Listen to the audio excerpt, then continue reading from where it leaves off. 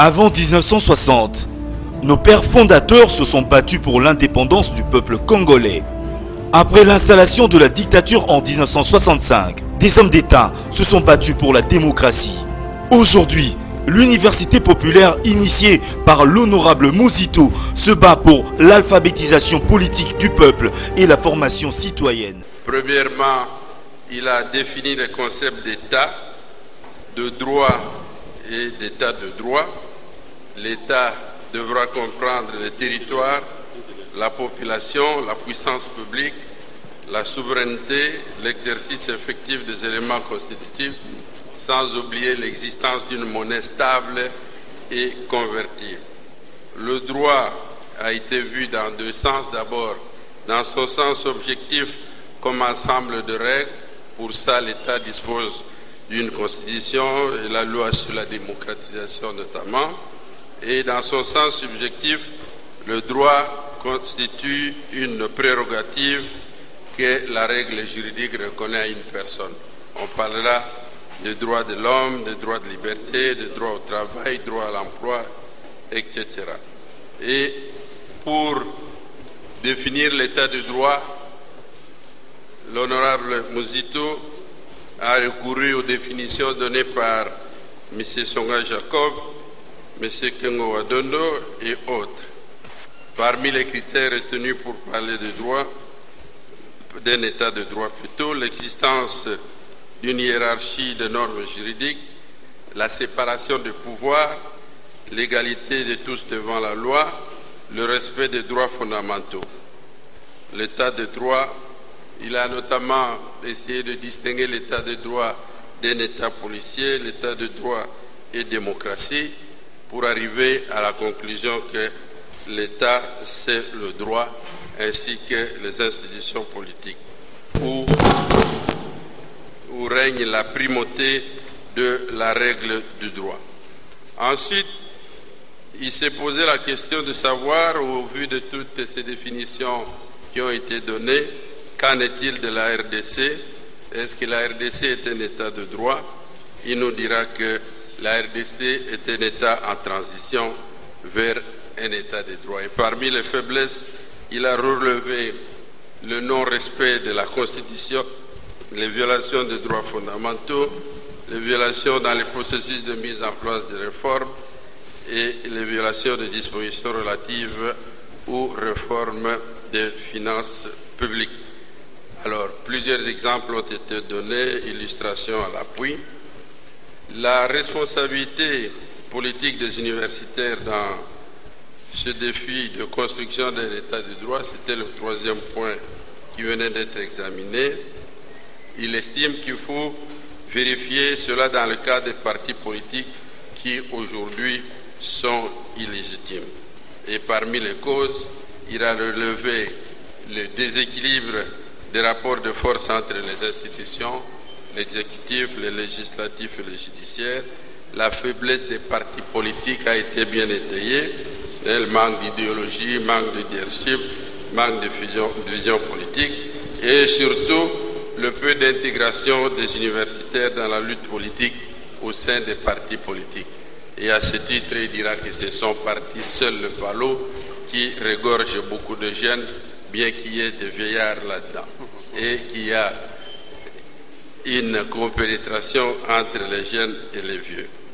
Il y a aussi la faiblesse des associations de la société civile par leur taille et par leur manque d'organisation, leur faiblesse d'organisation, sans oublier le dualisme juridique, institutionnel, culturel, qui fait que le droit moderne précède le fait, la culture et la coutume. Parmi les solutions, je vais rapidement citer le patriotisme comme amour de la patrie, le nationalisme, l'enseignement des droits des citoyens à l'école depuis l'école primaire, le rôle des parents et des églises, notamment comme l'Université catholique du Congo, les associations de la société civile, et concernant la justice, il a proposé qu'il y ait des critères de recrutement des jeunes magistrats pour que la RDC ait une justice indépendante.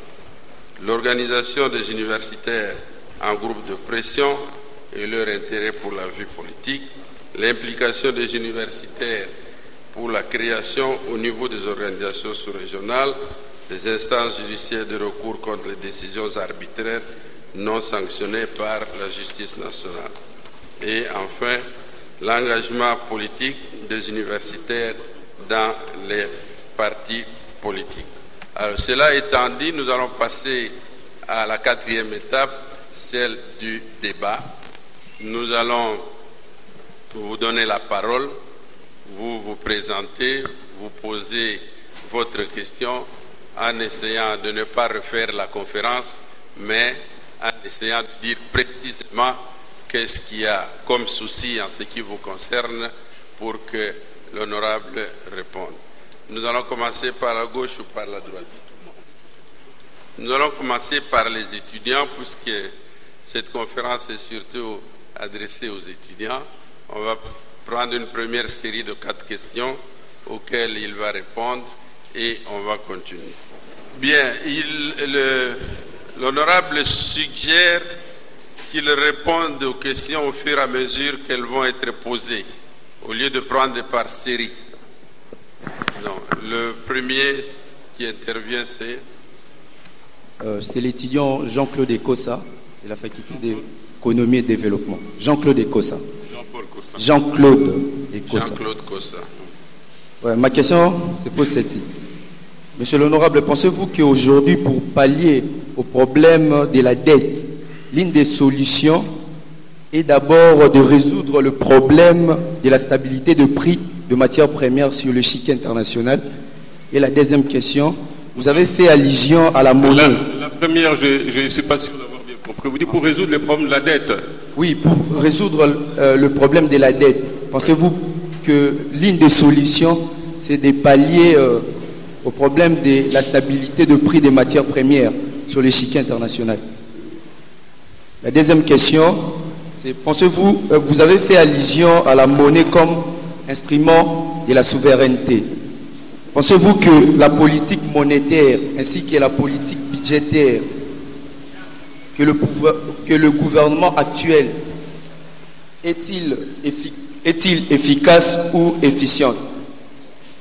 La politique monétaire et la politique budgétaire est-il efficace et efficiente? Merci. Merci beaucoup, camarades étudiants. Je commence par la dernière question. La politique budgétaire actuelle du gouvernement peut-elle concourir, est-elle efficace pour résoudre les problèmes de la convertibilité de la monnaie, à résoudre les problèmes de la stabilité de la carte? Moi, au départ l'idéologie de mon parti, je suis fervent de l'interventionnisme. Je suis plutôt tenté de dire que pour notre pays, à cette étape, la politique qui nous permet de rendre la monnaie convertible doit passer par une croissance inclusive, d'une part. Cette politique aussi doit expansionniste, c'est-à-dire en d'autres termes, nous devons pour notre pays ici, non pas nous asseoir sur l'option de la stabilité du cadre macroéconomique qui en fait n'est pas un objectif en soi, mais qui est un moyen. La stabilité du cadre macroéconomique n'est pas un objectif pour un pays. Elle devient un objectif quand le pays est en crise, situation d'inflation, de surliquidité monétaire. Ces moments-là, on prend l'option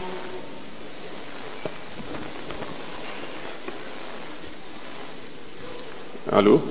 Oui, on prend l'option de réduire la liquidité monétaire, on comprime les dépenses de l'État pour arriver à la stabilité, c'est-à-dire à l'équilibrage entre la masse monétaire et le niveau général des prix, et pour que l'État ne dépense que ce qu'il a. Aujourd'hui, nous devons passer le cadre de la stabilisation du cadre macroéconomique pour aller vers l'extension et l'expansion économique.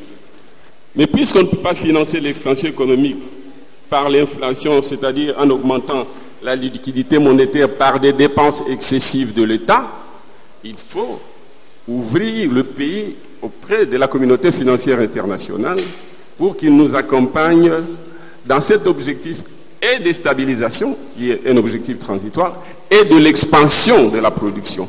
Mais une expansion qui ne concerne pas qu'une catégorie des biens et services, surtout que cette catégorie, c'est les problèmes de matières premières, concerne une production qui ne mobilise pas la population nationale, c'est-à-dire production à laquelle ne concourt pas la population.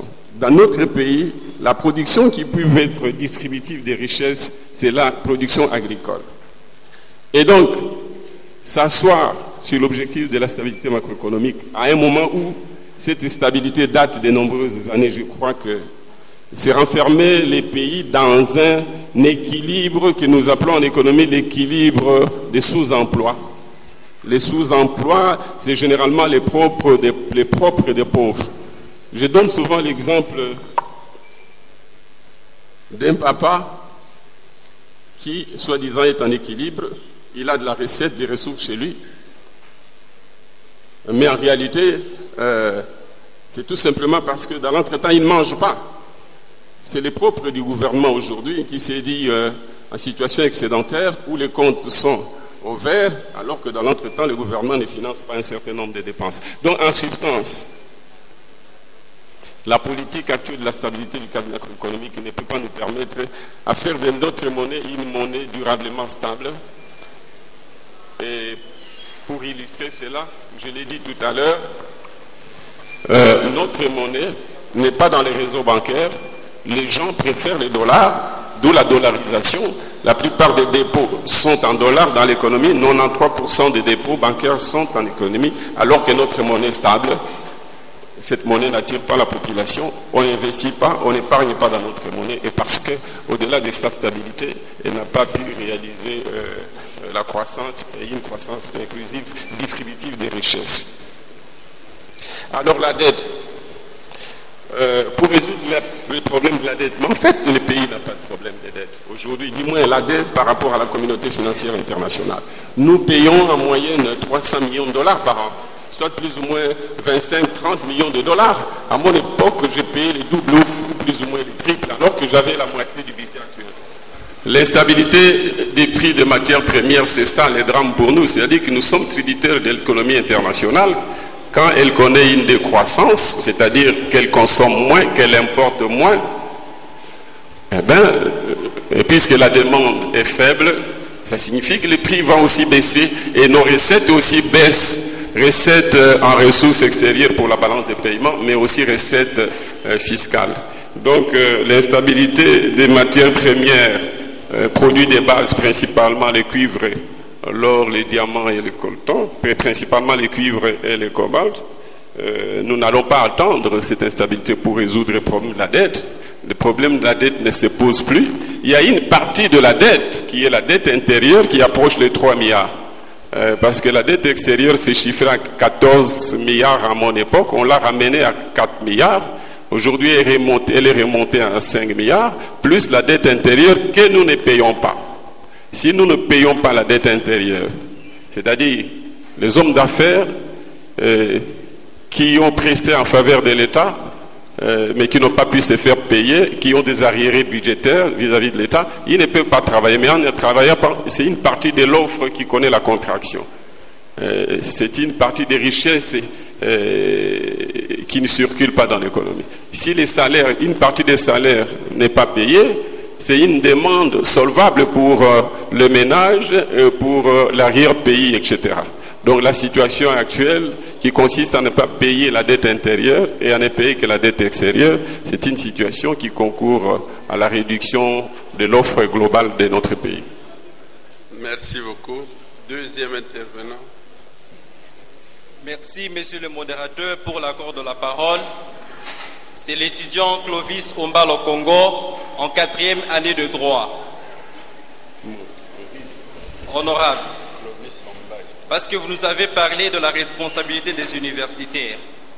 Qu'en est-il alors de la responsabilité des anciens dirigeants dans l'édification d'un État de droit? Et parce que vous avez aussi qualifié la République démocratique du Congo comme étant un État des aveugles conduit par les bornes. À votre qualité d'ancien Premier ministre, Que pouvez-vous dire aux étudiants que nous sommes en termes de mea culpa, de votre responsabilité dans l'édification de l'état de droit? Je vous remercie.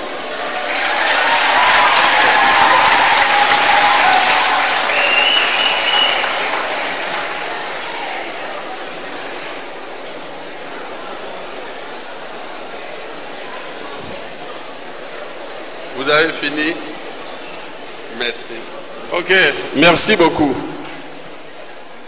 Je crois que déjà, dans l'introduction de ces sujets, j'ai bel et bien indiqué, en définissant, et d'ailleurs les autorités académiques nous ont facilité la tâche, il s'agit de la construction d'un état de droit. Cela signifie que cet état est en transition pour un état de droit. C'est pour cela qu'il s'agit de le construire. Et j'ai dit ici que les faiblesses que je relève, c'est pour attirer votre attention, vous qui allez prendre la relève, pour commencer à vous familiariser aux difficultés que nous allons vous léguer, dont nous sommes en partie ou en tout responsables.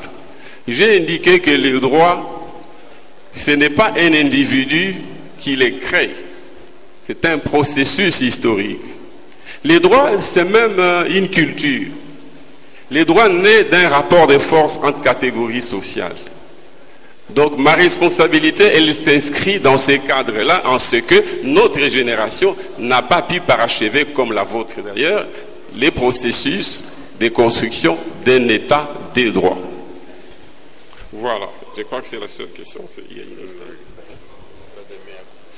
Oui, les mea culpa, absolument. J'ai fait les mea culpa, mon mea culpa, comme j'attends que vous le fassiez, vous aussi, les moments venus. Et parce que vous n'allez pas parachever le processus de la construction d'un état de droit. Vous donnerez votre modeste contribution. Merci beaucoup. Vous avez la parole, madame. Merci pour la parole. Je suis Moko Aguilène de la première licence droit privé judiciaire. Ma question, c'est par rapport au début de l'exposé de l'honorable. Les critères d'un état de droit sont-ils cumulatifs ou alternatifs? S'ils sont cumulatifs, les critères d'un état de droit sont-ils cumulatifs ou alternatifs? S'ils sont cumulatifs, en quoi la RDC est-elle en construction d'un état de droit, quand bien même vous venez de nous montrer les faiblesses de la RDC par rapport à sa construction? Merci. Merci. Absolument. Les critères de la construction d'un état de droit sont cumulatifs, ils ne sont pas alternatifs. Ce n'est pas l'un ou l'autre, c'est tout à la fois, puisqu'il s'agit d'une synergie. Il s'agit d'un travail de plusieurs générations. Les États occidentaux actuels se sont construits à travers 2 siècles. Je ne le dis pas pour me consoler ou pour justifier la situation de notre pays. Ils ont mis des siècles. Il y a eu des processus, y compris violents. Et il y a eu des guerres.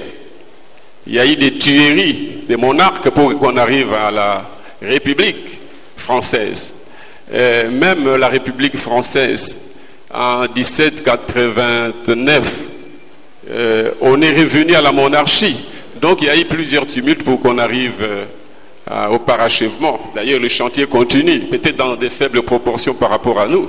Les chantiers de l'édification d'un état de droit concernent y compris les pays développés. Merci, madame ou mademoiselle. Donc c'est cumulatif les critères. Ce n'est pas alternatif. Le prochain. Merci beaucoup. C'est l'étudiant Guy Mombaya Soukelia de Master 1 droit public. Droit. Honorable, je serai un peu plus dans la politique actuelle. Vous avez dit que votre parti politique égorge vraiment en majorité la jeunesse.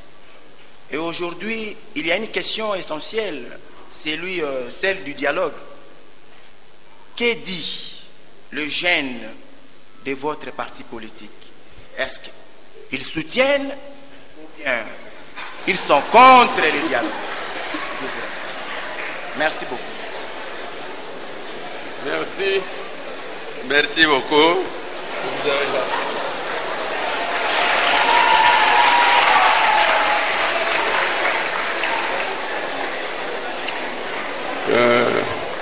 Vous pouvez m'aider, hein? Vous pouvez m'aider, non?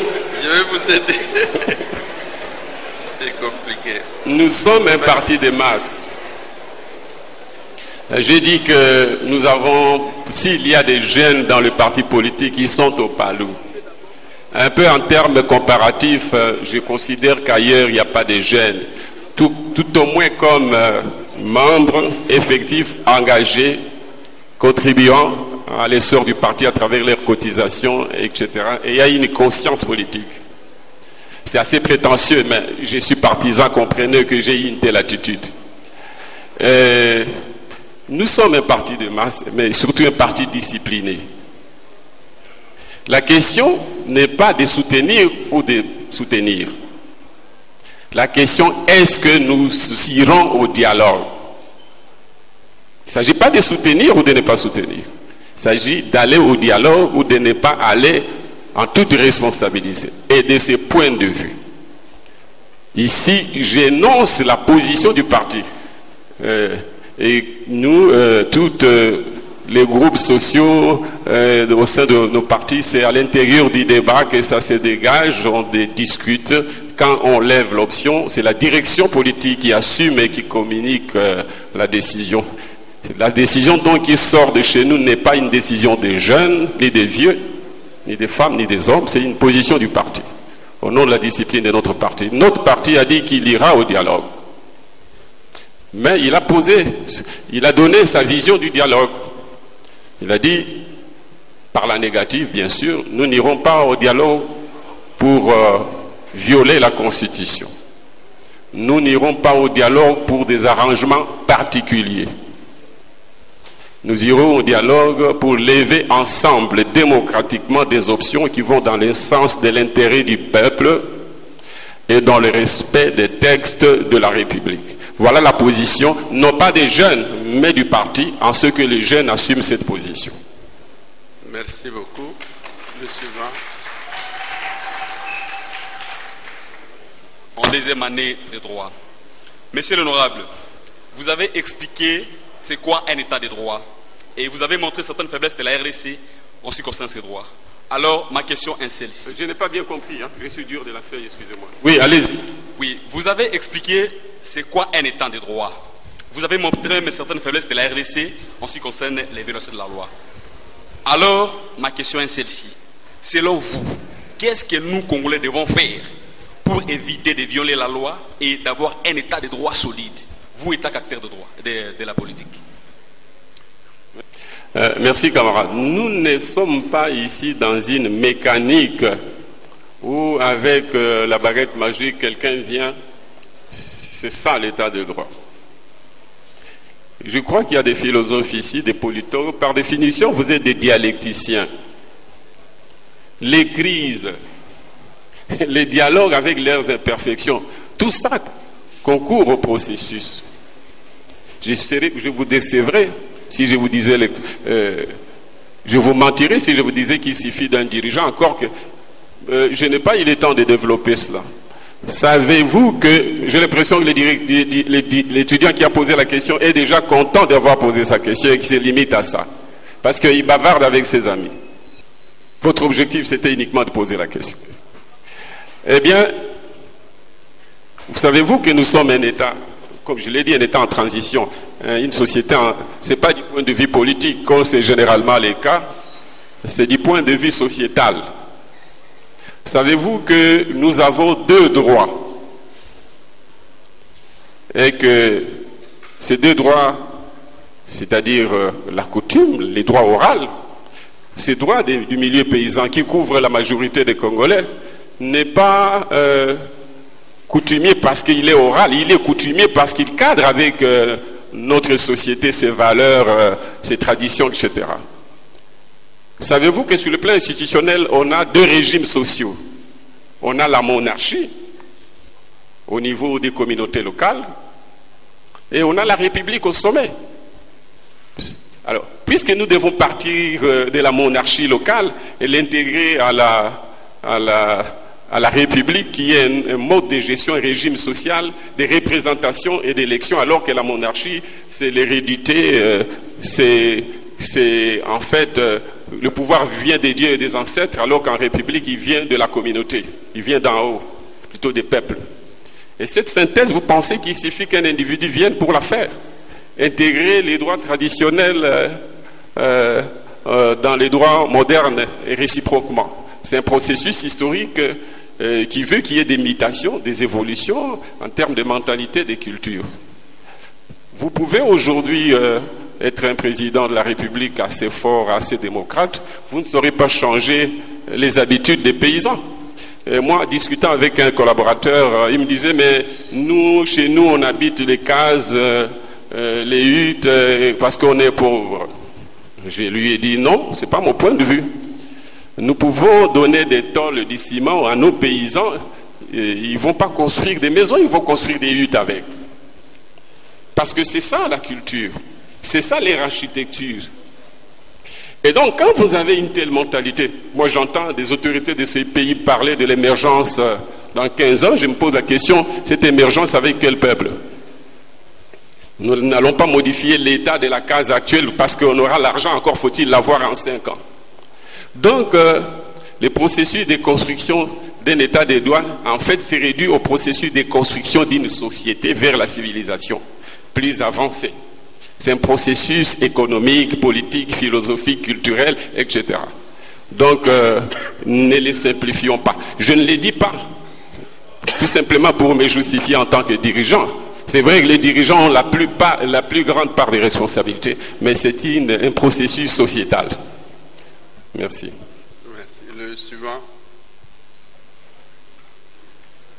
Merci pour la parole. Je suis Nicole Djangiekila, étudiante en 4e année de droit. Monsieur le ministre, vous encouragez les jeunes universitaires à intégrer les partis politiques. Cependant, j'observe aujourd'hui dans la société que les partis politiques ressemblent à des royaumes, où les pères ou les enfants succèdent à leurs pères, les neveux à leurs oncles et les nièces à leurs tantes.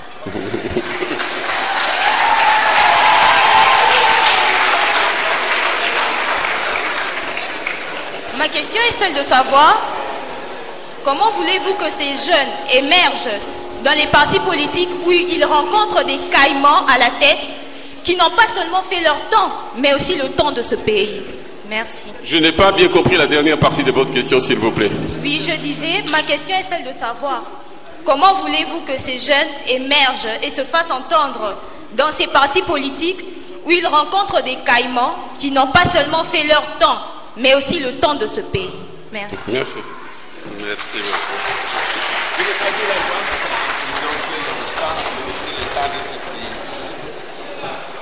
Merci. Merci. Avant que... Mais justement, mademoiselle étudiante, ce que vous relevez là est une raison principale pour adhérer au parti politique. C'est vous qui devez changer cet ordre. Moi, je suis un homme qui encourage les conflits et les rapports de force, parce que ce créateur, vous devez entrer pour changer les choses. Mais pour changer les choses, il faut hériter. Et cet exercice que l'université fait soulève des questions, des réflexions qui permettent que vous preniez conscience. Le plus important est que vous preniez conscience, que vous soyez engagé et que vous alliez bousculer les choses à l'intérieur. Parce qu'il n'y a pas de solution en dehors des partis politiques dans une république. Sauf si nous revenons à la monarchie au niveau de la nation pour que les pouvoirs on y accède par hérédité. Si c'est la république, ceux qui construisent cette république ou la gèrent doivent avoir des visions partagées, des projets. Mais ces projets, on ne peut les partager qu'ensemble. Mais attention, n'entrez pas dans des partis politiques qui en réalité sont des campements. Quand vous allez dans d'autres partis politiques, c'est vraiment des gens qui se ressemblent. C'est-à-dire qu'ils ont la même mine, etc. Il faut entrer dans les partis politiques qui incarnent la nation. Vous y trouvez toutes les générations, mais aussi toutes les catégories sociales. Mais allez-y pour changer les choses en profitant de vos connaissances doctrinaires, mais aussi de l'expérience que vous êtes en train d'acquérir, y compris grâce au nouveau programme du gouvernement, plutôt de l'université. Merci beaucoup. Nous allons nous limiter là-bas. Je crois que celui-là est le dernier, après la veste, puisqu'il est déjà midi 20. Honorable est appelé à d'autres activités. Allez-y rapidement. Merci pour la parole. Monsieur l'honorable, ma question est celle de savoir. Votre nom? C'est l'étudiante Kabbalah Mputu en 4e année de droit. Monsieur l'honorable, ma question est celle de savoir si nous ne devons pas parler de l'ineffectivité qui paraît congénitale de l'état de droit en RDC, alors qu'en est-il de la mise en œuvre effective de cet état de droit au regard de la situation actuelle de notre pays? Merci. Oui, en fait, comme j'ai défini l'état, entre autres, comme étant constitué de 3 éléments, les territoires, la population et les pouvoirs publics, j'ai ajouté la souveraineté de l'État en termes internationaux, mais aussi l'effectivité de tous ces pouvoirs. C'est encore une fois, je considère que c'est un processus. Si nous projetons le processus dans une dimension temporelle où nous disons l'état des droits n'existera jamais et par conséquent, puisque nous ne l'aurons pas vu, il n'existera jamais, alors là nous nous trompons. C'est un long processus, encore que en termes d'âge par rapport aux autres sociétés, nous n'avons que, madame, vous allez me corriger, combien? Nous existons depuis 1885 comme étape, avec personnalité internationale. Nous avons sombré pour devenir une colonie en 1908. Et même alors, quand nous étions un État avec personnalité juridique, nous étions des sujets du roi Léopold II. En fait, nous n'avons que 55 ans de lutte pour la construction d'un État de droit. Et quand vous retirez de ces 55 le 32, où c'était une dictature néocoloniale, voulue par l'Occident, parce que ce ne sont pas les Congolais qui ont décidé de construire une dictature, de gérer le pays comme ça. C'est eux qui, en fait, en bouleversant les projets des sociétés, de ceux qui ont lutté pour l'indépendance, il y avait un projet, qui ont créé ces conditions, qui nous ont fait sombrer. Donc, il n'y a pas longtemps que nous avons engagé ces processus. Il est tumultueux, il y a des faiblesses, beaucoup de faiblesses, mais vous ne devez pas vous décourager parce que nous vous l'aurons dit. Nous vous le disons pour que vous preniez conscience. Vous allez hériter d'un État dont la construction va continuer et vous allez léguer aux générations suivantes. Merci. Très rapidement. Merci honorable pour la parole. Didier Serge Moussanga, nouvelle alternative de la jeunesse. La jeunesse estudiantine congolaise est davantage concernée par l'éveil national puisque son avenir en dépend. En effet, je suis porteur... Vous voulez vous répondre, si vous voulez bien répondre. Oui. Je disais que la jeunesse estudiantine congolaise est concernée par l'éveil de la conscience nationale parce que son avenir en dépend. Alors, en effet, je suis porteur de la voix d'une jeunesse qui vous pose la question de savoir à quoi lui servirait de terminer ses études si c'est pour grossir le rang des sans-emploi.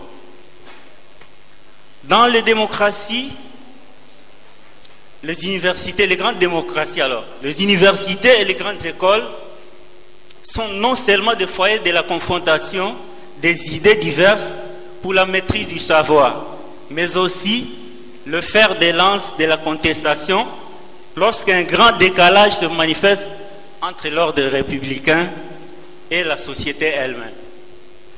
Ici, chez nous au Congo, lorsque les étudiants se soulèvent, ce sont des voyous. Alors, dans le parti politique, parce que vous avez parlé des partis politiques, les étudiants les plus méritants, ce sont ceux qui sont chantres, des politiciens qu'on appelle communément grands prêtres.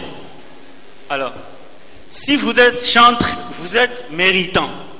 Les universités aujourd'hui, ce n'est pas un secret, sont incorporées par le service de renseignement au point que tout ce qui se passe arrive là où l'information peut être filtrée. Alors, je parle à un élu, je voulais savoir, par rapport à tout ce que je viens de dire, si c'est vrai, quelle est la lutte que vous menez en ce sens, en tant qu'élu, pour la dépolitisation de nos universités. Merci. Merci. Je crois qu'il y a des élus qualifiés pour répondre à ces questions qui sont jeunes. Hein? Ils ont 30 ans, 20 ans, comme 25, comme vous. Mais je vais me risquer de répondre. Mais en fait, moi, je suis partisan, comme je l'ai dit, du rapport de force. Il ne faut pas que les jeunes se plaignent de ce que ceux qui sont au pouvoir, pour raison de positionnement politique, pour raison d'ordre public, vous soumettent quelquefois à cette, comment je puis dire, vous soumettent à une espèce d'oppression, je ne dirais pas l'oppression, vous empêche de vous manifester, de revendiquer, ainsi de suite. C'est toujours un rapport de force, il faut continuer la lutte. Et je souhaite bien qu'elle soit démocratique, mais il faut continuer la lutte, revendiquer, etc. C'est la société globale qui fera avancer les choses. Ce n'est pas en un moment ou en deux, c'est plusieurs. Vous voyez, l'indépendance, nous l'avons acquise après avoir lutté longtemps. Donc, je considère que les jeunes ne doivent pas se décourager parce que les services, et c'est de bonnes guerres, sont organisés au sein des universités. Mais là encore, il faut nuancer parce que moi, j'ai été invité ici, je m'exprime librement. Il y a d'autres acteurs politiques qui sont en perspective aussi invités, qui viendront s'exprimer sur des sujets y compris sensibles. Et donc, les universités, à travers les autorités, font un effort pour qu'il y ait un échange entre responsables politiques, de la société civique et les étudiants, et que l'expression intellectuelle démocratique se manifeste. Maintenant, en ce qui concerne l'emploi, bon, moi je pense que c'est... Nous avons un réel problème, mais qui ne fait que s'aggraver. Le gouvernement parlait de la réduction du chômage par l'inversion de la courbe en indiquant comme chiffre les passages de 60% du chômage à plus ou moins 40%. D'abord, il faut que vous sachiez, pour que vous compreniez votre situation, maintenant et en perspective, qu'en moyenne, dans notre pays, il se présente sur le marché de l'emploi près de 2,5 millions. Chaque année, il y a 2,5 millions de nouvelles demandes d'emploi. Et pour une population de 80 millions d'habitants, si les taux de chômage, c'est-à-dire le nombre de chômeurs par rapport à la population active, étant donné que la population active c'est 40 millions, l'autre est 40 millions, la population totale c'est 80 millions, l'autre 40 millions c'est des vieillards et des jeunes. Sur les 40 millions, les chiffres du gouvernement c'est plus ou moins 20 millions qui travaillent. Et qu'ils auraient réduit le chômage de plus ou moins 50 à 40. Mais ça signifie que en 2 ans ou en 3 ans, on a créé 7,5 millions d'emplois. En 3 ans. Donc 2,5 millions chaque année, donc 7 millions qui correspond aux demandes successives et cumulatives du travail. D'une part, le gouvernement dit qu'il crée en moyenne 100 000 emplois, c'est-à-dire en 3 ans, 300 000 emplois. D'autre part, il dit qu'il a réduit le chômage. Mais ce n'est pas possible. Pourquoi? Parce que réduire le chômage signifie vous donner du travail aux nouveaux demandeurs d'emploi, qui sont 7,5 millions en 3 ans, et vous donnez aussi du travail aux anciens chômeurs dont les stocks étaient à 20 millions. Or, le gouvernement dit qu'il n'a créé que 300 000 emplois. Donc, il a résorbé 300 000 chômeurs sur les 20 millions auxquels se sont ajoutés dans la période de 3 ans 7 millions. Je ne sais pas si mes chiffres sont compréhensibles. Donc en fait, le gouvernement n'a pas réduit le travail. Notre modèle économique ne permet pas de relever les défis de la démographie. Dans les pays occidentaux, en moyenne, il y a 100, 200 000 jeunes qui viennent sur le marché. Et ils ont une économie qui permet de donner du travail à ces 100 ou 200 000 emplois. Par rapport à un taux de chômage qui au départ est faible. Mais chez nous, c'est 2,5 millions. Or, nous ne pouvons créer de l'emploi que pour 100 000. Si on est en situation de performance, ça signifie 100 000 moins 2 500 000 par année, ça signifie que c'est 2 400 000 nouveaux chômeurs qui s'ajoutent chaque année. Donc, nous avons ces défis-là et je veux bien que vous soyez conscients de ça. D'ici 20 ans, la population va doubler. Nous allons passer de 80 millions à 160 millions. Et sur les 160 millions, il y a 40 millions qui vont s'ajouter à la population active actuelle. Donc nous devons créer 40 millions d'emplois. Ça signifie en moyenne combien par année? 2 millions d'emplois par année, ce qui est une impossibilité parce qu'à ce jour, nous sommes à 100 000 emplois chaque année pour peu que nous soyons performants. Donc les défis importants, ne soyez pas surpris de voir que les universités produisent les ressources intellectuels de jeunes, mais qui n'arrivent pas à trouver du travail. Mais il faut que les universités continuent. Je pense qu'au fur et à mesure, si nous engageons des réformes plus substantielles, nous pourrions réduire plus ou moins au maximum, non pas les taux de chômage. Parce que les taux de chômage, ça prendra encore beaucoup de temps. Il nous sera difficile dans les 20 années qui viennent de créer des millions d'emplois chaque année pour absorber les nouvelles demandes d'emploi. Parce que n'oubliez pas que 2,5 millions de jeunes qui viennent sur le marché, ce ne sont pas que des universitaires. Un jeune qui a 15 ans n'a pas étudié, il est déjà sur le marché de l'emploi parce qu'il est dans la tranche de la population active. Donc il faut lui trouver du travail. Si vous ne lui trouvez pas du travail, il devient un Kuluna. Donc je voudrais vous encourager à continuer les études, à ne pas vous décourager par rapport aux attitudes du pouvoir politique qui, pour des raisons de sécurité publique, a certaines attitudes que vous déplorez, mais ça a toujours été ainsi. Moi je pense qu'au fur et à mesure que nous nous démocratisons, que le peuple prend le dessus sous les dirigeants politiques, les choses pourront s'améliorer au fur et à mesure. Merci. Merci. Avec votre autorisation, nous allons prendre la dernière intervention. Et il y a M. Kissol, qui je crois il doit être dans la salle, qui aurait aussi souhaité poser une question. Vous avez la parole. Merci beaucoup. Moi, c'est Médard Mouchougo. Je suis un étudiant en Lilikine, mais ici, je pose la question étant un militant seulement, parce que je suis des fois séduit par les idées, d'abord du Premier ministre à travers l'université populaire, ainsi que les idées de la troisième phase toujours que j'ai toujours entendues. Mais mes questions, parce que ce n'est pas une question. La question est celle-ci. Oui. Quel était le budget réel que vous avez trouvé lorsque vous êtes entré au gouvernement et vous êtes allé à combien lorsque vous avez fini votre mandat? Et dans le gouvernement actuel, nous sommes dans le budget réel de combien en mobilisation? La deuxième question, quelle magie que vous avez faite lorsque vous étiez au gouvernement avec certaines difficultés que je vais un peu citer? Vous avez payé la dette de 14 milliards, la dette extérieure que nous avions. Vous avez un peu financé les élections, soit en disant plus ou moins à 80%. Vous avez dit à terminer un peu la guerre des coups d'abattoir qui était à l'Est. Vous avez un peu augmenté un peu des salaires chez les fonctionnaires, les professeurs et les docteurs. Silence, s'il vous plaît. Silence, silence, écoutez, tolérance. Avoir quelques employés, fonctionnaires, qui ont eu des matricules de la fonction publique. Mais aujourd'hui, il y a un gouvernement qui vous a encore remplacé. D'où il a quand même le temps de prendre la TVA que vous n'avez pas reçue.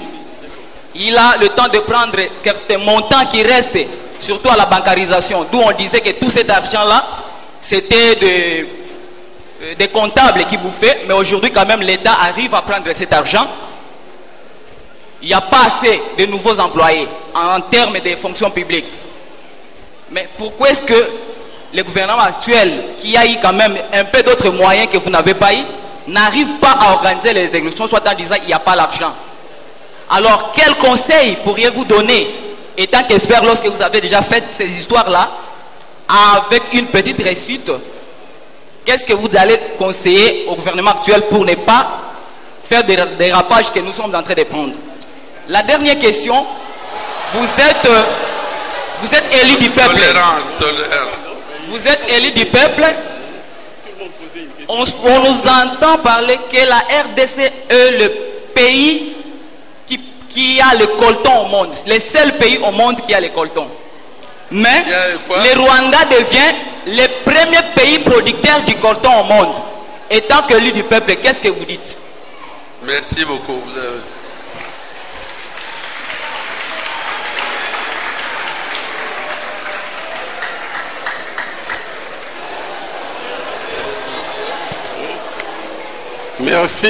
Merci beaucoup.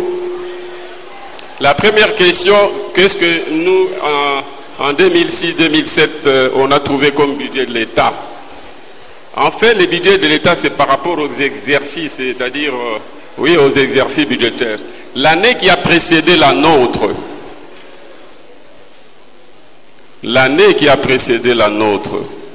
dans le cas du mandat du 1+4, le budget donc 2016 s'est chiffré en ressources propres à 850 millions de dollars. Et j'indique en passant que jamais notre pays a atteint un chiffre d'1 milliard de budget. Nous, en 2007, on a doublé, presque doublé, parce que nous avons atteint le budget de 1,6 milliard qu'on a exécuté en ressources propres totalement. C'est d'ailleurs ce qui a fait qu'en 2007, on a augmenté les salaires des fonctionnaires tout en étant sous les régimes du FMI et de la Banque mondiale. Parce que, comme vous le savez, la tradition avec le FMI, c'est des coupes budgétaires. Vous devez réduire les salaires, réduire les effectifs des fonctionnaires, faire des coupes budgétaires pour arriver à la stabilité. Nous avons défié ces principes. Non pas que ces principes soient mauvais, il est bon, parce que vous ne pouvez dépenser ce que vous avez dans les limites de ce que vous avez. Seulement, il s'est fait que nous, on a doublé les ressources budgétaires, les entrées fiscales. Ça nous a permis d'augmenter les salaires sans recourir à la planche à billets, en même temps que nous payions la dette. Donc, ces mythes selon lesquels le FMI, dès qu'il est là, vous devez réduire, faire des coupes, faire des compressions, pas de social, c'est faux. Ça, c'est valable pour un médecin qui vient, qui vous trouve que vous êtes malade et vous dit, attention, vous devez prendre tel culte.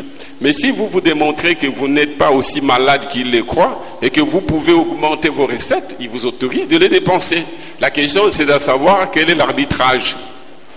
Donc, nous avons trouvé un budget de 800 millions de dollars, donc moins d'1 milliard. Dans l'espace d'une année, on a doublé. Et on a continué jusqu'à ce qu'en sortant en 2011, nous avons atteint 3 milliards de dollars. Donc, le dernier budget de notre gouvernement, et que l'actuel gouvernement a trouvé comme indicateur, comme référence, c'est 3 milliards en partant. Donc, nous avons plus ou moins triplé le budget, un peu plus que triplé. Donc, on est parti de 850 millions du dernier budget 2006 à 3 milliards de budget en ressources propres. Le miracle de la dette, c'est la collaboration avec les créanciers. Il ne faut pas fuir les créanciers, vous l'État, nous l'État. C'est comme la Grèce aujourd'hui. Elle est en faillite et s'est déclarée en faillite. Et là, évaluer l'ampleur de la faillite, c'est-à-dire les dépenses ou les obligations auxquelles elle ne peut pas face. Et là, ouvert ses comptes aux partenaires extérieurs en disant, voilà ce que j'ai dans le monde escarcelle, et voilà ce que j'aurai en perspective les années à venir. Voilà mes besoins, ils sont au-dessus, je n'arrive pas à les couvrir, les retraites, les pensions sociales, le salaire, etc. Eh bien, venez à mon secours. D'où les plans d'aide internationale de la Grèce. Donc, aujourd'hui, la difficulté qu'a le gouvernement, tout est parti de ce que le gouvernement a été obnubilé par les taux de croissance, mais seulement les taux de croissance du PIB et non pas du PNB, parce qu'il y a une différence entre les deux. Le PIB rend compte de la production réalisée dans le pays, par les nationaux et les étrangers. Mais le PNB rend compte de ce qui reste comme production du pays après que les étrangers aient rapatrié les contributions à la formation du PIB. Et après que vous ayez incorporé ce que les nationaux qui sont à l'étranger ont rapatrié dans le pays. À ce moment-là, on passe du PIB au PNB. Alors la question est de savoir quelle est la part des ressources extérieures qui sont générées dans notre pays, mais qui tout de suite partent, mais que nous continuons à considérer comme ayant concouru à l'augmentation, alors que c'est des richesses qui ont augmenté, c'est vrai, mais quelle sorte? C'est toute la question. Donc le gouvernement estimait qu'avec cette croissance, il pouvait générer suffisamment de ressources et s'autosuffire. Mais voilà que ces ressources, puisqu'elles dépendent des matières premières extérieures, le cuivre, le cobalt, maintenant que les prix de ces produits baissent, notre PIB baisse et notre assiette fiscale avec. Mais aussi, le gouvernement avait moins d'ambition de mon point de vue parce que il se contente de l'équilibre budgétaire, de l'équilibre des finances publiques, de l'équilibre de sa caisse. Alors que l'équilibre qu'il faut considérer, c'est l'équilibre global, qui fait que même si au compte général du Trésor, le gouvernement est en excédent ou en équilibre, mais il y a des dépenses dans les entreprises publiques, les factures destinées à le régime des eaux, les subsides à verser aux universités, aux entreprises, puisque ces dépenses ne sont pas faites, cet équilibre-là est factice. C'est un équilibre qui occulte une partie de l'économie publique. Et donc, ne soyez pas surpris de constater que dans le contexte actuel, le gouvernement a des difficultés pour financer. C'est parce qu'il ne travaille pas avec les partenaires extérieurs qui auraient dû l'aider à compenser certaines dépenses, parce qu'il n'a pas ouvert les entreprises publiques au peuple, au privé, pour que les dépenses qu'il fait avec les trésors publics, y compris pour financer des activités qui par définition sont marchandes, les secteurs d'aviation, les secteurs agricoles, ce n'est pas dans les tâches du gouvernement. Il aurait pu faire des économies pour financer des dépenses régaliennes aussi importantes que les élections. Et d'ailleurs, la situation est d'autant plus grave, je termine par là, que le gouvernement a dû, pour constituer l'enveloppe de 500 millions de dollars pour les élections, a dû faire une amputation. Il a amputé, je ne sais pas si on peut m'aider ici, en fait, a coupé sur les 40% de provinces pour financer les élections. C'est même une violation de la Constitution parce qu'on ne peut pas financer les dépenses régaliennes de l'État en prenant l'argent qui revient constitutionnellement aux provinces. Donc, le gouvernement a des difficultés compte tenu de ses choix politiques. Et les conseils sont implicites dans les observations que je viens de faire. Merci. Les coltons, c'est ça le problème que j'ai posé de l'état des droits ou de l'état tout court. L'état, c'est la souveraineté, c'est la capacité à exercer les prérogatives, y compris celles qui consistent à contrôler les frontières de son pays, à avoir la maîtrise de son territoire. Et je ne suis pas gêné de dire que nous sommes encore faibles de ce point de vue. C'est pour ça justement que l'université m'a appelé pour vous parler des conditions dans lesquelles un État doit assurer la sécurité intérieure et extérieure de son territoire. Nous sommes faibles, c'est un héritage et nous allons vous les léguer.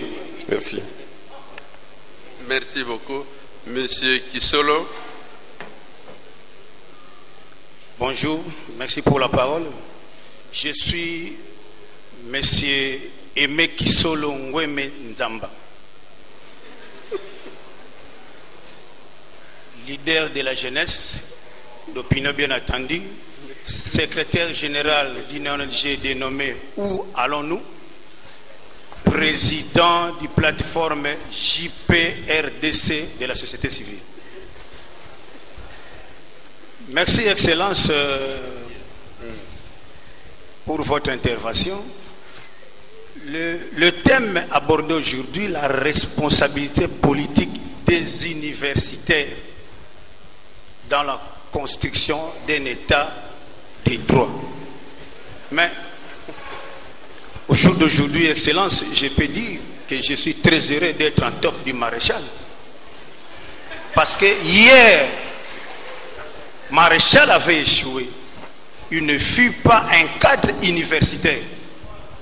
Mais par contre, il fut entouré des éminents professeurs d'université. Au jour d'aujourd'hui, depuis 1997, il n'est plus avec nous. En 2015, des universitaires de la République démocratique du Congo ont du mal à remonter notre côte. Regardez tout simplement l'état de notre économie, Excellence. Au jour d'aujourd'hui, hic et nunc, comme on dit à latin, ne pouvez pas nous dire que c'est les universitaires qui sont à la base de la destruction de notre nation.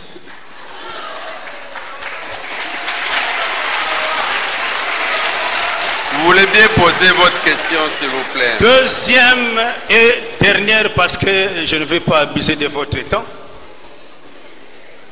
Excellence, il semblerait que vous êtes copié minutieusement par votre prédécesseur, l'actuel Premier ministre.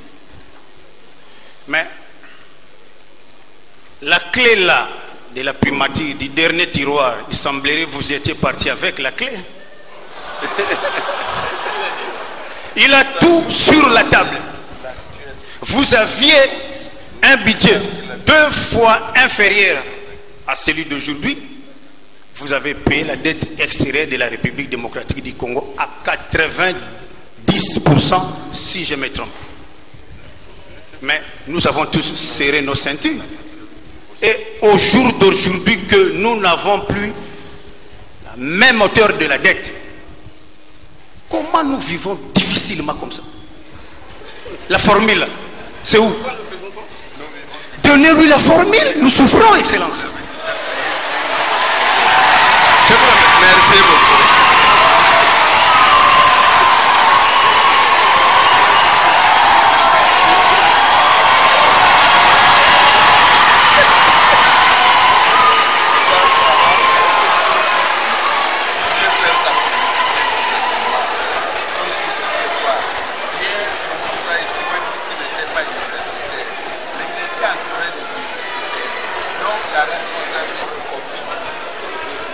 Bien, merci beaucoup. Silence.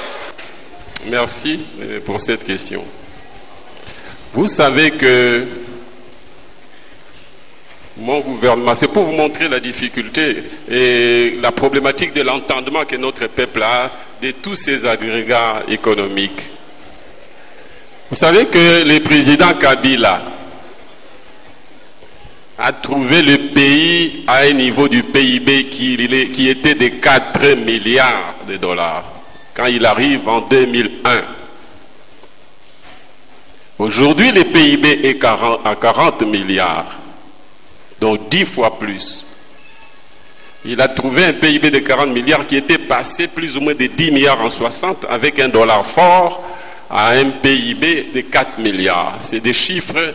Ils sont même dans le cosmos. Parce qu'un chiffre, quand il est né, on ne peut plus les cacher. On ne peut plus les détruire. Mais nous sommes dans la misère.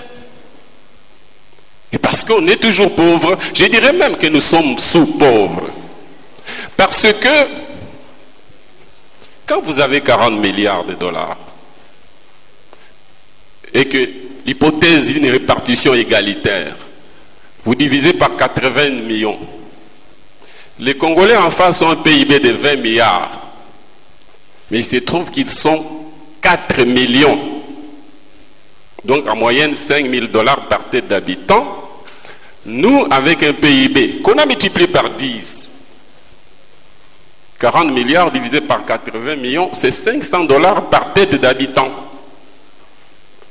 Divisé par 350 jours, 365 jours, c'est moins d'1,5 $ par jour. On est en dessous du seuil de pauvreté. C'est ça le problème. Nous sommes potentiellement riches. D'ailleurs, on ne peut pas être potentiellement riche. Ou on est riche ou on n'est pas riche. Voilà la réalité. Nous n'avons jamais mis en valeur ces pays. Jamais. On n'a jamais créé la richesse. 40 milliards pour un continent, qui est le Congo, avec 80 millions d'habitants, ça signifie que chaque Congolais produit $500 par jour, par an. J'ai pris l'hypothèse optimiste où la répartition se ferait de manière égalitaire, ce qui déjà n'est pas le cas en réalité. Donc il y a des gens qui ont moins de $500 et qui vivent avec moins d'$1, et parce qu'ils ne participent pas à la production, et parce qu'il n'y a pas de travail, parce qu'il y a une petite minorité qui produit cette richesse qu'on s'est répartie. Et quand vous annulez la dette, je vais vous donner un exemple. Tu as une dette vis-à-vis d'un ami, $2 000, $3 000. Tu as des problèmes, tu dois scolariser ton enfant. Tu lui demandes de te prêter $200. L'ami te dit, bon, je vais te donner cet argent, mais tu les prends sur les comptes que tu me dois. Il sait bel et bien que tu n'as pas l'argent. Il dit, je te donne une partie de ma dette. C'est ça la rannulation de la dette. C'est-à-dire que l'annulation de la dette ne correspond pas à une rentrée des ressources dans un pays. Ça correspond à une diminution des dépenses que vous auriez dû faire au profit de la dette, mais que vous ne ferez plus. Et vous ferez des économies, des ressources pour faire autre chose. Mais ces économies des ressources que nous avons faites ne correspondent pas aux 14 milliards moins 10 qui a été annulé. Ça correspond à la tranche annuelle qu'on était en train de payer. Et puisque nous payons 500 millions ou 600 millions par an, et puisqu'on a annulé la dette en partie, on a annulé les échéances dans la partie correspondant au stock, à la partie correspondant au stock annulé. Donc, nous avons fait des économies de 200-300 millions. Avec ça, vous faites quoi comme peuple, comme État? Oui, donc c'est un soulagement, mais aussi un soulagement pour les générations à venir, en ceux qui ne paieront les 40 milliards. Mais en termes d'impact, comme économie des dépenses, au profit d'autres dépenses, notamment les dépenses sociales, ce n'est pas substantiel. Donc, notre gap, pour un pays normal, si chaque Congolais produisait et consommait ou gagnait $1000, puisque nous sommes à 80 millions, nous aurions un PIB de 80 milliards. 1000 fois 80. Avec 80 milliards, vous atteignez le seuil critique. Vous approchez la moyenne africaine de PIB par tête d'habitants. À ce moment-là, vous pouvez dégager un budget qui approcherait par exemple 15 milliards. Vous pouvez commencer à construire le pays. Ce pays n'est pas à gérer, ce pays est à construire. Généralement, nous inversons les choses. Nous sommes un pays pauvre et donc un État pauvre. Il est illusoire. Je suis un peu mal à l'aise en le disant parce que vous allez dire, bon, c'est nous les dirigeants, nous on se sert, etc. Mais autant vous dire la vérité, c'est que nous sommes un État pauvre, et parce que notre population est pauvre, et elle est pauvre parce que l'État est pauvre, et réciproquement, nous n'avons jamais créé la richesse. Ce n'est pas en ayant 1 milliard de plus sous forme d'annulation de la dette de 2 milliards qu'on comble le gap, qui est celui qu'il faut faire entre 80 milliards, qui est le minimum pour les Congo, et les 40 milliards qui correspondent à notre PIB aujourd'hui. Un gap entre le budget minima, ne fût-ce que pour financer l'activité régalienne, minima de 15 milliards par rapport aux 6 milliards actuels des ressources propres. Maintenant, par rapport au gouvernement actuel, moi, les reproches que je lui fais, l'observation que je fais, c'est d'avoir coupé avec les partenaires extérieurs, de laisser le pays en faillite. Non pas que c'est lui le responsable de cette faillite, c'est une faillite congénitale et historique. Les reproches, ce n'est pas d'être responsable, même s'il a aussi sa part de responsabilité, comme moi à mon époque.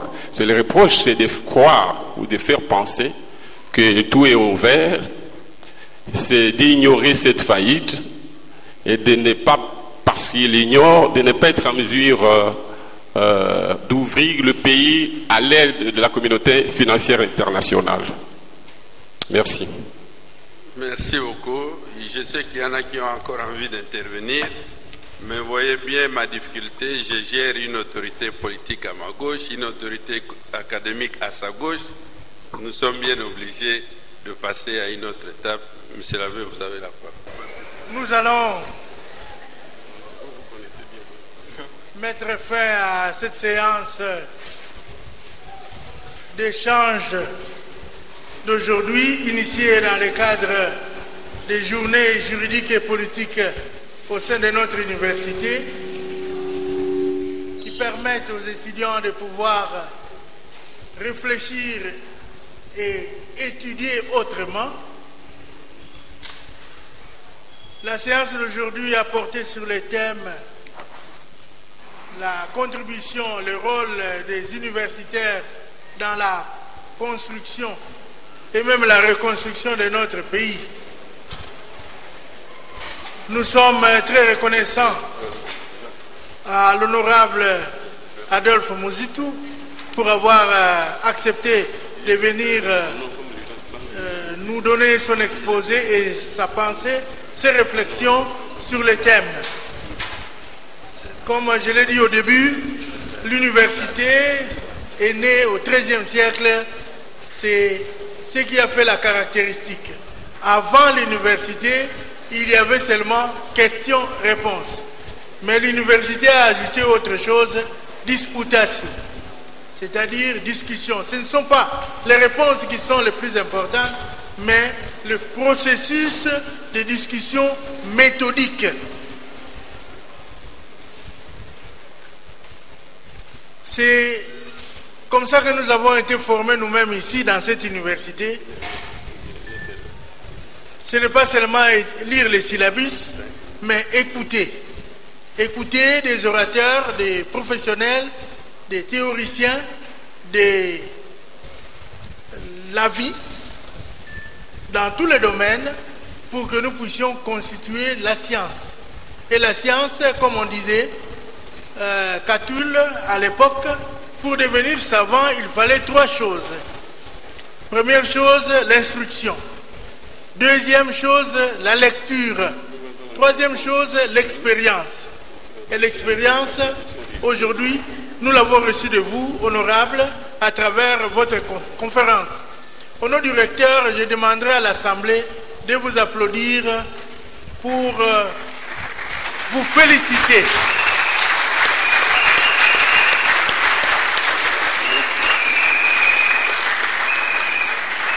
Pour vous féliciter de votre pensée, parce qu'à un certain moment, dans le cerveau, il n'y a pas de partie économie, théologie, etc. À un certain moment, quand on a mûri dans la maturité, on a mûri dans la sagesse, où on est intellectuel, ou on ne l'est pas. On n'est pas intellectuel des mathématiques, on n'est pas intellectuel de l'économie, on n'est pas intellectuel des droits. Mais on est intellectuel et finalement, on devient sage, on commence à frayer les chemins, la manière de penser qui est hors du commun. Voilà la raison pour laquelle vous avez été invité ici, parce qu'on trouve déjà en vous les voies nouvelles de recherche et de remise en question. C'est ça la science, remettre en question pour retrouver les nouvelles voies de création de modes de vie, de paradigmes nouveaux pour travailler, pour réfléchir et pour construire le Congo. Une fois de plus, je demande encore à l'Assemblée de vous applaudir.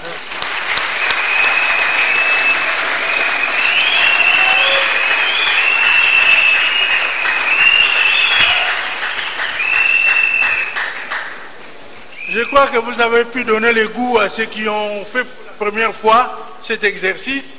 Il y en a aussi beaucoup qui viennent de commencer l'université à peine il y a 2 mois, mais qui se sont adaptés comme si c'était des anciens. Nous allons les remercier, les féliciter.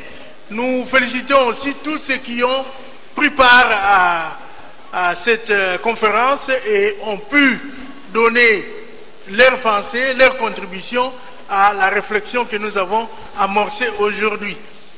Nous allons finalement nous séparer pour nous retrouver demain.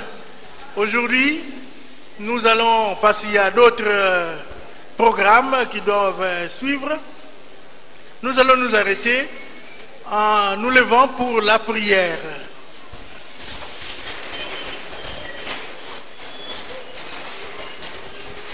Au nom du Père et du Fils et du Saint-Esprit. Dieu Tout-Puissant, nous te rendons grâce pour ce temps d'échange que nous avons pu avoir.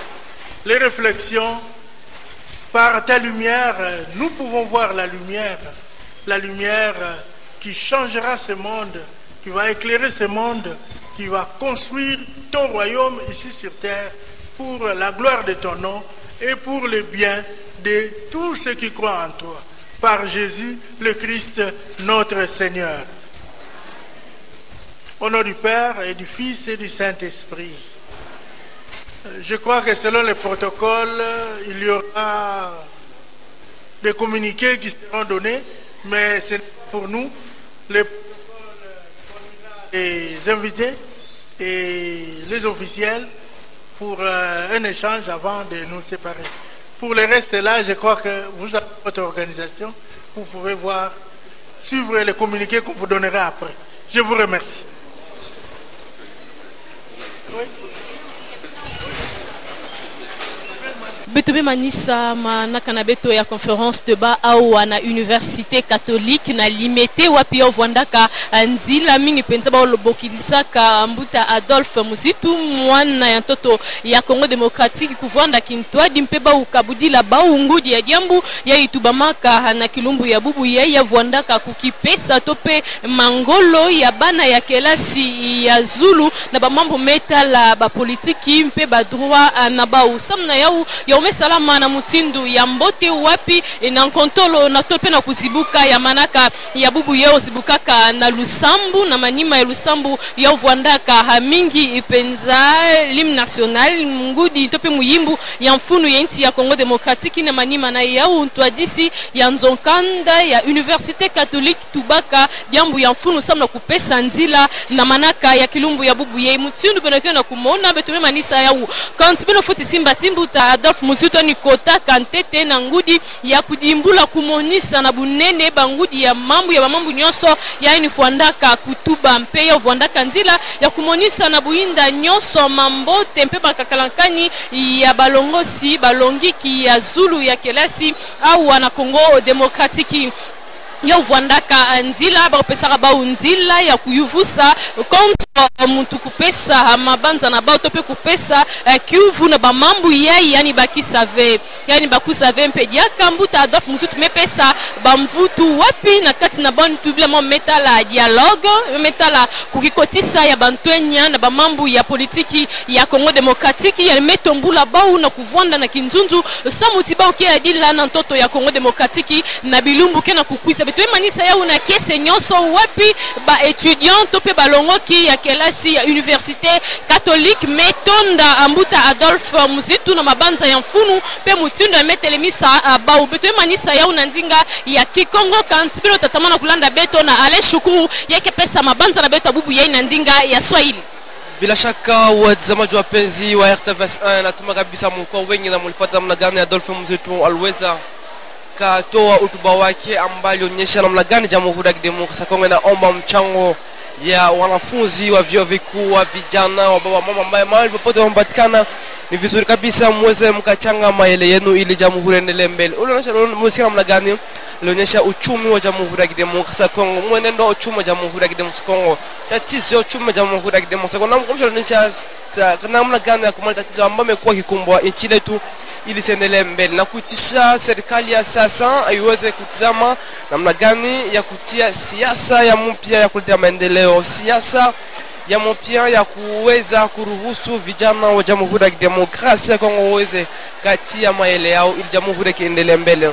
Na pia anaonyesha vile vile mchango ambao inaombwa kwa vijana wanafunzi wa Jamhuri ya Kidemokrasia ya Kongo waweze kayaleta ili nchi iendelee mbele. Na tumai kwamba kufuatana na yote ambayo lisemwa hapa, wakati ambapo walisema kwamba uchumi wa Jamhuri ya Kidemokrasia ya Kongo ni nchi ambayo ina mali mengi, ila bado kabisa mali hiyo kuweza kutumikishwa, basi mali hiyo yaanza basi kuweza kuonyeshwa kuweza kuyatumikishwa na serikali kama vile vile wanafua wakahaji wa Jamhuri ya Kidemokrasia ya Kongo. Kwa vizuri kabisa alisema kwamba ni vizuri watu wote waweze kaleta, watu wote waweze katia mchango yao kuona nusu ya Jamhuri iendelee mbele. Imepatikana mahali popote katika jimbo yote ya Jamhuri ya Kidemokrasia ya Kongo, mko kufuata na kusikia vizuri lugha ya Swahili, muweze pia kaweza katumika. Na gani vijana mweze katika siasa ili jamhuri iweze kaendelea mbele. Ni vizuri kabisa, hapo ndipo mambo ndio kaendelea mbele. Kisha mimi basi mfuate na Similambu. Baimboka bauti wana kolanda lelo lisusu mbima politique to jomaki awa boto lakisa bino o ebandela o esika université catholique pai wapi mwana mboka Adolphe Muzito asilaki wana kozwa maloba bongo bo ebandela ebandaki wana na mokambi mwa université ye asilaki wana kozwa nanu maloba asilaki kota esambiso lenge kani mokolo mokotambola to pe lenge kani mamima masengelaki kosalema bongo na sima ye wana tomonaki wana mwana mboka monsieur l'abbé Willy ye azwaki maloba po ya koyeba kobanda na losambo sima ya losambo mwana mboka Adolphe Muzito asilaki wana kozwa pongo sima ya ye maloba asili kolobela mambi matali mama likambo singalaki bango kolobela awa la responsabilité politique des universités dans la construction d'un état de droit elingi koloba nini baimboka basengeli kosala mingi penza ontei ya bana kelasi ya mikolo mingi penza pona kotonga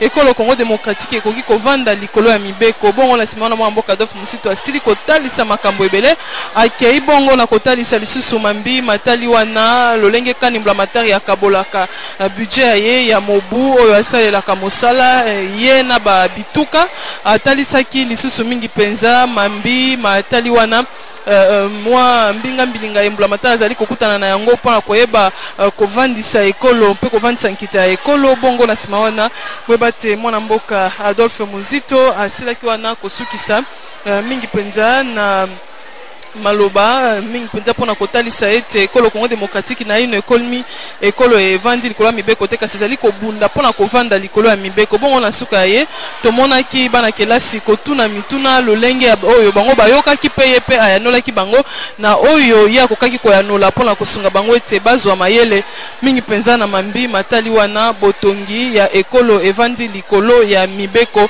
lolenge wana nde basilaki kosukisa bongo mokolo mwalelo yango ekoko bakino lobi baimboka mosusu bakoya wana bai politique mosusu bakoya wana pona koyeba lolenge kani ya kokabola lisusu maele na bana kelasi ya université catholique pe ya ba université mosusu botika la oetando ya RTVS 1 bongo tokutani mbala sima pona mambi mosusu na mambi matali wana politique.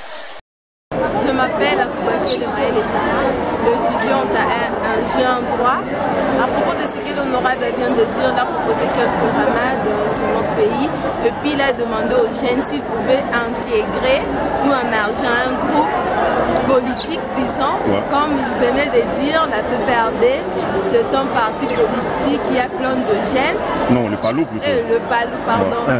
Le PALU qui a plein de jeunes, et puis il nous a demandé si les jeunes pouvaient s'intégrer là à l'intérieur pour avoir quelques connaissances. C'est un peu ça. Je pense qu'aujourd'hui, le peuple congolais fait face à une éveil de conscience qui est accru, élevé, parce qu'on voit que le site universitaire ou la communauté universitaire de l'université catholique du Congo a fait montre du sens élevé des discussions avec l'honorable Muzito qui est venu aujourd'hui nous parler de ces thèmes ô combien importants pour le peuple congolais, celui de la responsabilité politique des universitaires sur la reconstruction de notre pays pour le faire un état de droit. Mais quelle est votre responsabilité? Quelle est cette responsabilité-là d'après vous? Ouais, je pense que la responsabilité politique est d'abord partagée. Il y a au niveau des acteurs politiques et au niveau des universités. On a des universitaires. On a vu cependant que les universitaires sont restés nus partant des situations qui ont entraîné ou qui ont désembrasé notre pays. Ils sont restés nus. Cette situation a fait montre à la situation, à la population que les universitaires étaient marginalisés. Alors aujourd'hui, on a pris les choses en main et on doit montrer l'exemple. On doit hausser le temps pour dénoncer ce qui est mal et condamner ce qui se passe en pratique. L'honorable Muzito vous demande d'adhérer au sein des partis politiques pour combattre de l'intérieur. Que dites-vous? Moi je pense qu'on doit prendre les exemples des Occidentaux. Je crois que les jeunes des Occidentaux, les jeunes universitaires, ils ne sont pas dans des partis pour hausser le temps. Je crois qu'on doit prendre les choses en main. Si on voit que ça ne va pas, on sort dans la rue de façon partisane et républicaine, on proteste. Et non par des cadres passe par le désenclavement de notre pays. Quand il a parlé, il n'y a même pas une minute de silence qui a été organisée. Mais vous allez trouver que François Hollande, en arrivant au pouvoir, il a fait voir au monde comme s'il connaissait mieux que Sarkozy par rapport à son débat. Mais en arrivant, il trouve certaines réalités, il fait recours à Sarkozy. La première personne qu'il a appelée, c'est Sarkozy, pour un peu lui demander qu'est-ce que tu as fait lorsque tu étais en place. C'est le problème avec les Congolais d'aujourd'hui. Lorsqu'il y a quelqu'un qui a déjà précédé et qui connaît certaines réalités, au lieu de lui chercher pour vous donner des conseils, mais non, ça devient des guerres. Donc ce n'est pas bon pour les Congolais d'aujourd'hui. Nous, quand nous allons apprendre, il faut commencer à changer de mentalité.